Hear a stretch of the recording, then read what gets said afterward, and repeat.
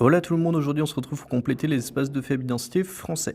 Donc on commence tout de suite avec le vert. Donc le vert ça va correspondre à des espaces de faible densité, donc des espaces de moins de 30 habitants au kilomètre carré. Ce qui est en gris ce sont tout simplement des espaces qui ne sont pas des espaces de faible densité. Donc on en retrouve en Beauce, en Corse, dans les Alpes, le Jura, et dans les Pyrénées, le Massif central, on complétera avec ensuite la diagonale des faibles densités. Donc, on pense que cette diagonale est part des Pyrénées pour aller jusqu'au nord de la Champagne. Donc, c'est un espace finalement où on retrouve des densités de population faibles, voire très faibles, selon les territoires. On peut notamment mentionner les Cévennes. Donc là, sur la carte, on l'a fait en pointillé, mais on peut la faire au feutre si on doit la compléter sur une carte.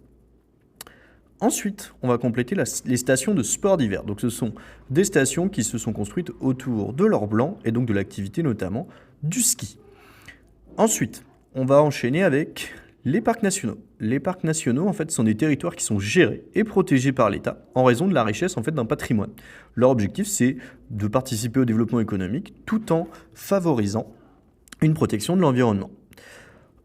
Au sud de la ligne orange, en fait, on va avoir une attractivité pour ces nouveaux territoires, notamment ces territoires ruraux, ce qui induit des migrations de néo-ruraux, donc des nouveaux habitants des espaces ruraux et de faible densité.